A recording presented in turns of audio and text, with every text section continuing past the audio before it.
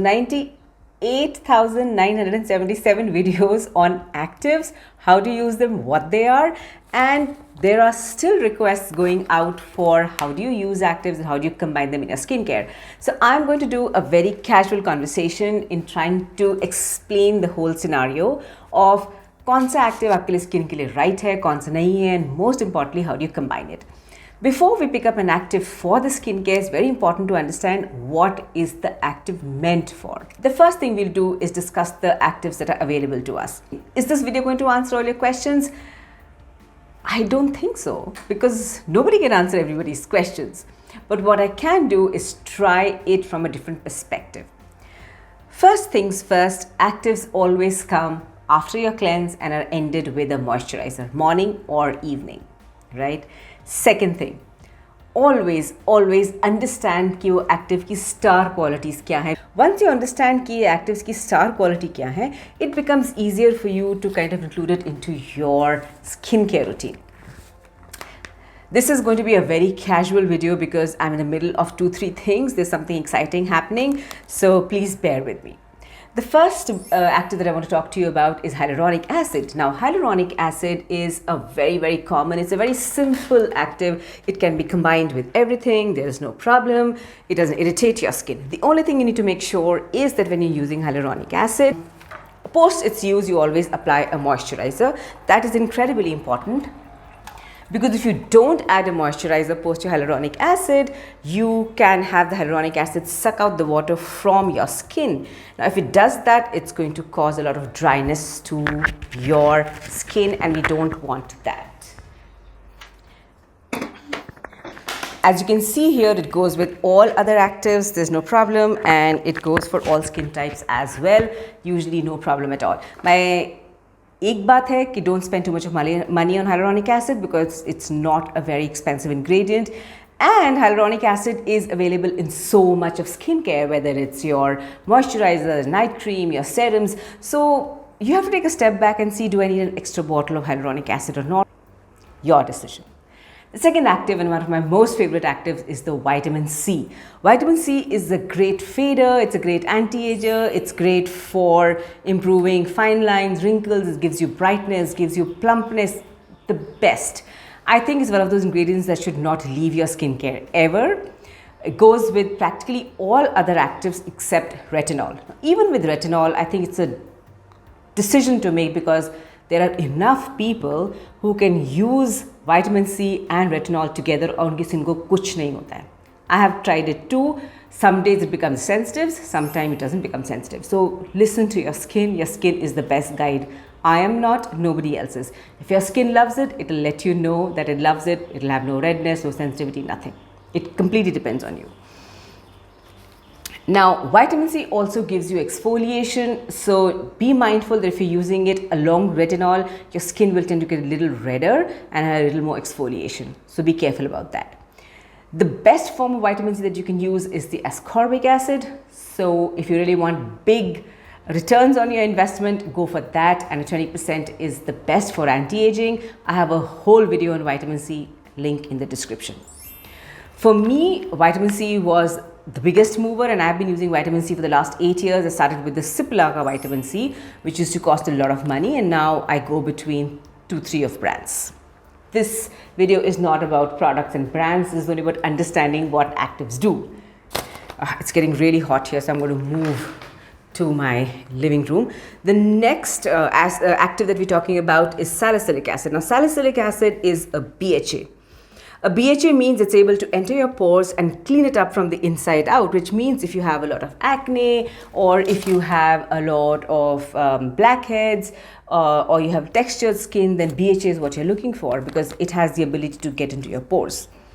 Salicylic acid goes well with all other actives except retinol. Now, anything that you're going to mix with retinol, आपको सोचना पड़ेगा, because what does retinol do? Retinol basically goes the deepest into our skin, and so it's a common sense की बात कर retinol use कर रहे हैं, उसमें exfoliation हो रहा है, तो don't add anything else जिसका और exfoliation होगा, right? Because in the end, if there's too much of exfoliation, the skin barrier will get affected. If skin barrier gets affected, your acne will never cure, pigmentation will never cure.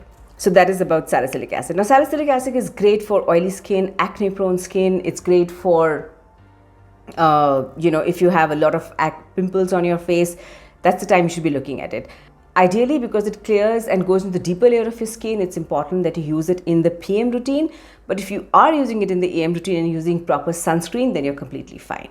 Also, look at salicylic to be used only thrice or 4 times a week. However, it really all depends on your skin. Some people's skin is able to take it and some people's skin needs it. So your skin should be the guide on how you're going to use the salicylic acid. Next, my most favorite is retinol. Retinol is a game changer. Just like vitamin C, it is studied, researched, there's a lot of data on how good it is for your skin. It's great for anti-aging, it's great for preventing acne, it's great for wrinkles, pigmentation, top ingredient. So it has to be a part of your skincare. There are some questions on whatever skin does it work for. It works for all skin type. I think the most important question is, when do you introduce retinoids into your skin? There is a thought where people say don't do it before you're 18, before you're 25, before you're 26. You don't have to do it if you have no skin issue. But अगर आपको acne हो रहा है और आप acne से बहुत सफ़र कर रहे हैं, फिर आप क्या करेंगे? अगर आप उसको right time पे retinoid use नहीं करेंगे, तो your skin will become more scarred, acne will not repair, and then you're trying to protect your skin from what? There's going to be so much of acne scarring and so much of damage on your skin that's going to take you that much time to repair it. And keep in mind, the skin damage also affects you emotionally. Chupta hai when your skin is not working very well and you're meeting people outside. It does affect you. Confidence and all that is in one place, but it does affect your mental well-being, right? So meet a dermatologist before you start your retinoid journey. It's incredibly important. And then introduce it to your skincare. Post 27, our collagen drops every year, so it's a good decision to meet a dermatologist and introduce it into your skincare. And apart from everything else, the retinoid will also help in PIH, PIE as well, and inflammation as well. And that is so important, right?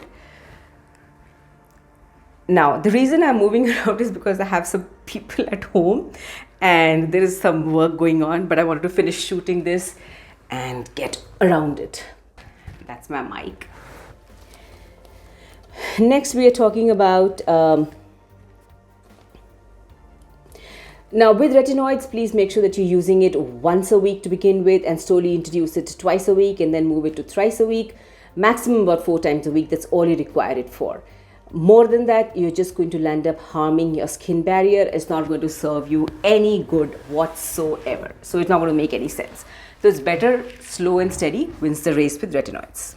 In terms of going with other actives, it goes very well. It obviously doesn't go very well with vitamin C, but again, like we discussed in vitamin C, let your skin decide what works best for it. Most importantly, retinoids should be applied only on dry skin because 2 things. One, it can actually, if you're using pure retinoid, it can actually neutralize the vitamin A if there's water on your skin. And secondly, it can also make your skin more irritable. You can get more redness and more irritation, which you get with retinoids. So it's best applied on dry skin. The best thing to do is to wash your face, cleanse your face, let it sit for about 15 minutes, and then dab it with tissue so that thoda sa bhi moisture hoga, aap usko utha loge and then go in with your retinoid. AHAs. AHAs are great. They give you surface level cleaning of your debris on your skin, clean up the dead cells, give you immediate brightness and glow to your skin. Very, very good. Great as part of your face wash also. They go with practically all other ingredients, all other actives, so very, very safe to use. It's good for all skin types, and just because it's an exfoliator, I always recommend that you use this only in the PM routine. Just because if you're able to protect your skin better, the better off you're going to be. The skin is going to be that much better off. Azelaic. Azelaic is again an active which goes with all other actives. It's very smooth, it's very nice. Of course, the formulation to formulation will differ, so you'll have to take a test on that, but otherwise, sabke sath wo chale jata hai. Azelaic is very, very good when you have acne prone skin because it not only prevents the inflammation and acts on the current pimple or the current breakout or acne, it also prevents more from coming. It's one of my most favorite ingredients. So if you have to choose something for your acne control or taking care of the blemishes or the redness on your face, Azelaic is your choice ingredient. It works for all skin types and technically doesn't really irritate skins. And if you're talking about Azelaic, the next active has to be niacinamide because niacinamide also does the same thing. Azelaic controls sebum, niacinamide controls sebum. Niacinamide also goes with all other actives. It doesn't give you any problem. Very easy for all skin types. Settles in without any issue. There is some conversation that the lower percentage is more effective. At higher percentage, it can get a little irritating. But again, your skin has to guide you in what is best for you. Choosing between a niacinamide and Azelaic might be a question of costs because, see, niacinamide controls sebum and gives you some amount of fading. Azelaic controls sebum, gives you fading, also gives you acne control, also gives you inflammation control, also gives you redness control. So in comparison, Azelaic is a much better ingredient to work with for your skincare. Now, if you're looking at how to combine it for your skincare, keep in mind that this is the basic schedule that you can follow for acne-prone skin or for pigmentation and uneven skin tone. But introduce them one at a time. A typical time period for your skin to adjust to any active is about 10 days. Minutes? It's about 10 days. If the product has not reacted for you in the last 10 days, then the product has worked for you, the ingredient has worked for you, the formulation has worked for you, and then you can go and introduce the next ingredient. Jitna slow up is time pe chalenge, utna better is going to be for your skin because your skin adjusts and then is able to receive the next product that much easily. What else can I tell you? Don't forget the sunscreen when you're on any sort of actives because of the extra exfoliation that happens, and also because of your skin barrier protection. It's incredibly important. So the moisturizer that you're going to use is also very, very important. It should be a completely simple moisturizer, but it should definitely be a part of it.